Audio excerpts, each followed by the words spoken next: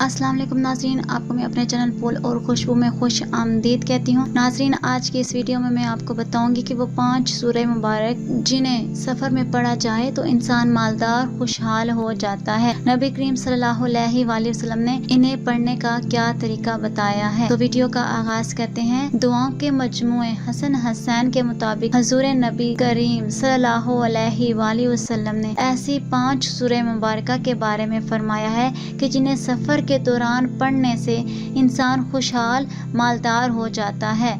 हज़रत जबीर बिन मतअम से नबी करीम सल्लल्लाहु अलैहि वसल्लम ने फरमाया कि ए जबीर, क्या तुम्हें ये बात पसंद है कि सफ़र में निकलो तो अपने सब साथियों से बढ़कर अच्छे हाल में रहो और सबसे ज़्यादा तुम्हारे पास ज़्यादा राह मौजूद रहे।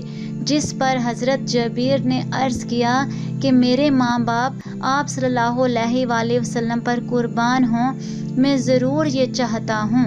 इस पर नबी करीम सल्लल्लाहु अलैहि वसल्लम ने फरमाया कि तुम ये 5 सूरतें सफ़र में पढ़ा करो: सूरह काफिरून, सूरह नसर, सूरह इखलास, सूरह फलक, सूरह नास।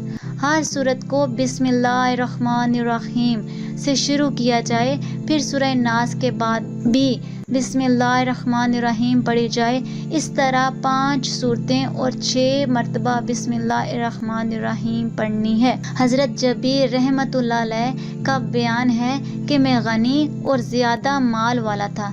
जब सफ़र में निकलता था तो अपने साथियों में से सबसे ज़्यादा बदहाल हो जाता था, लेकिन नबी पाक सल्लल्लाहु अलैहि वसल्लम के बताए हुए तरीके की वजह से मेरा ज़ादिरा सबसे ज़्यादा रहता। आज की इस वीडियो में इतना ही। नाज़रीन, आज की ये वीडियो आपको अच्छी लगी है तो लाइक और शेयर कर लें, और अगर चैनल पर न्यू है तो सब्सक्राइब कर लें। साथ वाले बेल के आइकन पर क्लिक कर लें ताकि मेरी हर आने वाली नई वीडियो की अपडेट आप तक पहुँचती रहे। मिलते हैं अगली वीडियो में, तब तक के लिए अल्लाह हाफिज़।